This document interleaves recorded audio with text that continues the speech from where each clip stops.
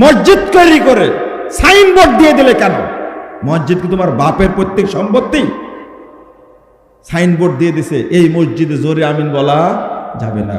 জোরে আমিন বলা কি নবীর সুন্নাত না? সাহাবীদের আদর্শ না? তুমি সাইনবোর্ড ঝুলালে কেন? আবার বলে খুব সুন্নাতের প্রতি মহব্বত। পুরো সালাতটা বেদাত দ্বারা ভর্তি করা, পুরো হজটা বেদাত দ্বারা ভর্তি করা, পুরো সিয়ামটা বেদাত দ্বারা ভর্তি করা। যখন আহলে হাদিস ভাইরা কোরআন এবং সহিহ হাদিসটা মানুষের সামনে তুলে ধরে, তখনই এই বেদাতপন্থীরা আমাদেরকে নিন্দা করে, গালিগালাজ করে। আমরা গালিগালাজ শুনতে রাজি আছি, কিন্তু দাওয়াতি কাজ ছাড়তে রাজি নয়। ইনশাআল্লাহ দাওয়াতি কাজ চলতে থাকবে। তুমি কয়জনকে মারবে, তুমি কয়জনকে পিটাবে, আমরা দাওয়াতি কাজ করে যাব ইনশাআল্লাহ। তরুণ এবং যুবক ছেলেরা যেভাবে আজকে সঠিক দিন বুঝতে পারছে, ছাত্ররা পরে ঢাকা বিশ্ববিদ্যালয়ে কিন্তু মানহাজ তার পরিষ্কার হয়ে গেছে, আকীদা পরিষ্কার হয়ে গেছে, পরে চিটাগাং বিশ্ববিদ্যালয়ে, পরে বুয়েটে, পরে ময়মনসিংহ কৃষি বিশ্ববিদ্যালয়ে, পরে মেডিকেল কলেজে, কিন্তু লাখো লাখো তরুণের আজকের আকীদা সংশোধন হয়ে গেছে আলহামদুলিল্লাহ। এই জন্য মাজারপন্থীরা, বেদাতপন্থীরা তারা ভয়ের মধ্যে আছে। এখন যে মানুষকে প্রতিবন্ধী বানায়, আমরা যে তাদের পকেট সাফ করে আমরা ব্যবসা করছি, আগামী 10 বছর পরে ব্যবসা টিকবে না, বন্ধ হয়ে যাবে। এই ভয়ে তারা আতঙ্কে আছে। আমাদের অবস্থান কি হবে? ইতিমধ্যেই শবে বরাতের মজলিস আর জমে না, ইতিমধ্যেই মিলাদের মজলিস আর জমে না, ইতিমধ্যেই এই বেদাতি বক্তারা কোথাও গেলে শ্রোতারাই তারা অ্যাটাক করে। এই মিথ্যা কথা বন্ধ করেন, এই বাজে কথা বন্ধ করেন, কোরআন এবং হাদিস দ্বারা কথা বলেন। এক ভাইরাল বক্তা বলছে না, আমাদের বক্তারা আলতু ফালতু কাহিনী, মিথ্যা কাহিনী বলে, কিন্তু আহলে হাদিস আলেমরা উঠে কোরআন এবং হাদিসের রেফারেন্স দিয়ে কথা বলে। সত্যটা এখন বলছে কেন? খুব তাড়াতাড়ি, মানে তোপের মুখে টিকতে পারছে না। তাহলে এখানেও শর্ত করা হলো কার সাথে? রাসূল সাল্লাল্লাহু আলাইহি ওয়াসাল্লামের সাথে। প্রথমত রাসূলের আনুগত্য করাটা কি? ফরজ। ফরজ আগে মেনে নেওয়াটা কি? ফরজ। তো আমাদের মহব্বতটা জন্ম নিয়েছে মনে মনে রাসূলের প্রতি, কিন্তু ওই মহব্বতটা কি আল্লাহর প্রতি আছে? কেন নাই? এর কারণ হলো যে আল্লাহর ধন খাজারে দিয়া আল্লাহ গেছেন গায়েব হইয়া। থামেন থামেন, নাউজুবিল্লাহ পরে পড়েন না, আগে বুঝেন কথাটা। আল্লাহর ধন রাসূলকে দিয়ে আল্লাহ গেছেন গায়েব হইয়া, আর রাসূলের ধন খাজা পাইয়া শুয়ে আছেন আজমিরে, কেউ ফিরে না খালি হাতে বাবারে তোর দরবারে। শুনেন, আপনারা বুঝেন না, মানুষ আল্লাহর কাছে চাওয়া ছেড়ে দেওয়ার মূল কারণ কি? মক্কায় গেছে হজ করতে, হজ্জের সব হুকুম আহকাম মক্কায়। মদিনার সাথে হজ্জের কোনো সম্পর্ক আছে? কোনো সম্পর্ক নাই। গেছে হজ্জে, কিন্তু ওর পরাণ, বাইজিদ বোস্তামি ইত্যাদি এই মহব্বতটা তখন তাদের মধ্যে চলে আসে। কারণ আল্লাহর রাসূল আল্লাহর ধনটাকে এদের মধ্যে কি করে দিয়েছেন? বিতরণ করে দিয়েছেন। নাউজুবিল্লাহ, আস্তাগফিরুল্লাহ, আস্তাগফিরুল্লাহ। এই জন্য মহব্বত শুধু পীর ফকিরদের উপরে, আল্লাহর প্রতি এই মহব্বত নাই। মসজিদে গিয়ে নামাজ পড়ে সে মুনাফিকি করে, যখন আল্লাহকে ডাকে তখন কিন্তু চোখের পানি বের হয় না। যখন মাজারের সামনে দাঁড়ায়া দোড় হাত করে দাঁড়ায়, এমন ইখলাসের সাথে কান্নাকাটি করে, ওর নাকের পানি, চোখের পানি, মুখের পানি সব একাকার হয়ে যায়। আপনি খেয়াল করেননি? আপনি দেখবেন যাচাই করে, যেটা বললাম। আল্লাহর কাছে হাত তুলে দোয়া করার সময় ঝটপট করে 2-3 সেকেন্ড বললে বাহাক্কা লা ইলাহা ইল্লাল্লাহ বলে মারি দে, শেষ। কিন্তু যখন মাজারে যা চায়, কি কান্নাকাটি করে! নাউজুবিল্লাহ। এই ইখলাসটা কিসের? শিরিকের ইখলাস। এটা আল্লাহ যেন আমাদের বোঝার তৌফিক দান করেন, আমিন। ছোট্ট 2টা উদাহরণ। আপনারা আমরা বলি রাসূলকে মানি, কিন্তু রাসূলের সুন্নাহকে কি মূল্যায়ন করি? হ্যাঁ, একটা উদাহরণ, আব্দুল্লাহ ইবনে ওমর রাদিয়াল্লাহু আনহু, তিনি 442 নম্বর হাদিস সহিহ মুসলিম, রাসূল সাল্লাল্লাহু আলাইহি ওয়াসাল্লাম তার সাহাবী ওমরের ছেলে আব্দুল্লাহ, তিনি বলছেন যে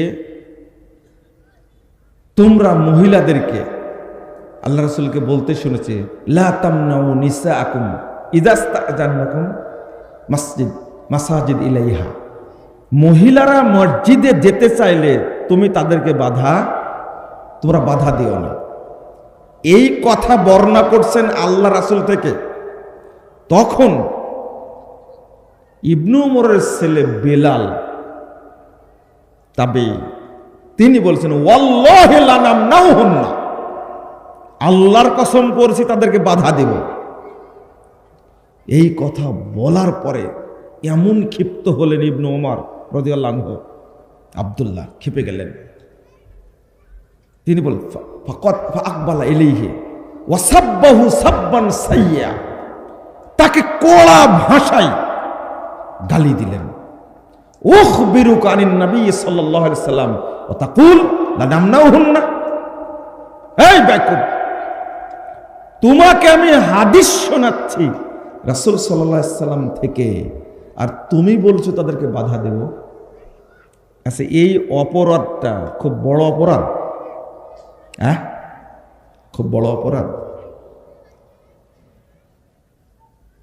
মুসনাদে আহমদের মধ্যে এসেছে 4933 নম্বর হাদিস, মা কাল্লামাহু হাত্তা মাত। এই কথাটি বলার কারণে আব্দুল্লাহ ইবনে ওমর রাদিয়াল্লাহু আনহু তার ছেলে বেলালের সাথে মৃত্যু পর্যন্ত কথা বলেননি। তুমি বললে কেন কথাটা, আমি বাধা দেব, এটা রাসূলের সুন্নাহ। 17 নম্বর হাদিস ইবনু মাজার মধ্যে এসেছে, আব্দুল্লাহ ইবনে মুগাফফাল রাদিয়াল্লাহু আনহু, সংক্ষেপে বলি, তিনি লা ইলাহা ইল্লাল্লাহ, তার ভাতিজাকে বলছেন, ও পাথর নিক্ষেপ করে শিকার করছে। বলছে দেখো শোনো, আল্লাহ রাসূল সাল্লাল্লাহু আলাইহি সাল্লাম বলছেন, ভাতিজাকে বলছে শোনো, আল্লাহ রাসূল এইভাবে কঙ্কর নিক্ষেপ করে শিকার করতে নিষেধ করেছেন। এর দ্বারা কি হয়? লা তাসিদু সাইদান, তুমি শিকার করতে পারবে না, কিন্তু কি করবো, ওই শিকারের চোখ টেরা হবে অথবা দাঁত ভেঙে যাবে, ধরতে পারবে না। আল্লাহ রাসূল নিষেধ করেছেন। এবার আবার তাকায় দেখছে যে আবার মারছে, কথা বুঝতে পারলেন? আবার মারছে। নিষেধ করলেন আল্লাহ রাসূলের উদ্ধৃতি দিয়ে, তুমি কি করো না, এইভাবে মেরো না। আবার তাকায় তার নিজের ভাতিজা তাকায় দেখছে। এবার তিনি শক্ত করে বলছেন যে উখবিরুকা আনিন নবী সাল্লাল্লাহু আলাইহি ওয়াসাল্লাম, আমি তোমাকে নবীর পক্ষ থেকে হাদিস শুনলাম, আবার তুমি মারলে, লা উকাল্লিমুকা আবাদা, তোমার সাথে আমার আর সম্পর্ক থাকবে না। এটা একটা স্বাভাবিক ব্যাপার।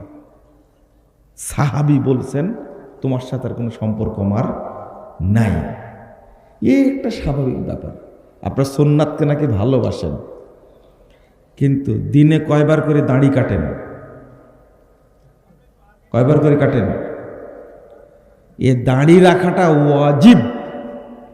আপনি যেভাবে দাড়িটা চাচ্ছেন সকাল এবং সন্ধ্যা, তাহলে এই সুন্নাতকে অবমাননা করা হয় না? হয়। ও, আরো সুন্নাত আছে না যেগুলো আপনি মানেন না, মানার চেষ্টা করেন না? মারওয়ান শুধু বলেছেন আবু সাইদ খুদরি রাদিয়াল্লাহু আনহুর কাছে যে আজকে আগে খুতবা হবে, পরে হবে সালাত। আগে খুতবা, ঈদের সালাত আগে হয় না খুতবা আগে হয়? সালাত আগে খুতবা পরে। তখন বলছেন না, আগে সালাত। তখন বলছেন কত্তুরিকা মাতা আলাম, শোনেন আপনি যেটা আপনি জানেন সেটা রহিত হয়ে গেছে, চলবে না এখন। এই কথা বলার পরে ওয়াল্লাযী নাফসি বিয়াদি, আল্লাহর কসম করে বলছে, লা তাতুনা বিখাইরিম মিম্মা আলাম। ক্বালা সালাসা মিরার, বললেন তিনবার বললেন, আমি যেটা জানি তোমরা কল্যাণ পাবে না, কল্যাণ পাবে না। তিনবার বলে সম্মান সারাফা, ঈদ পড়লেন না, চলে গেলেন। আজকে এই কাজ করলে আপনারা বলবেন লোকটা বেয়াদব একটা, বলবেন না? সুন্নাত আপনার কাছ থেকে শিখতে হবে। আবু সাইদ খুদরি রাদিয়াল্লাহু আনহু সালাত পড়লেন না। আল্লাহর নবী খুতবা পরে দিতেন, রাজনৈতিক ব্যক্তি তো, ও জানে খুতবা যদি পরে হয় মানুষ আমার খুতবা শুনবে না। কৌশল করে বলছে ঈদের আগেই খুতবা হবে, সালাত হবে পরে। এটাকে মানলেন? শুধু একটা উদাহরণ, সুন্নাতের মূল্যায়ন বিষয়টা খুব গুরুত্বপূর্ণ। আমরা মুখে বলি আল্লাহ রাসূলকে ভালোবাসি, কিন্তু আমাদের মধ্যে সেই অনুভূতিটা নাই। আল্লাহ যেন আমাদের বুঝার তৌফিক দান করেন, আমিন।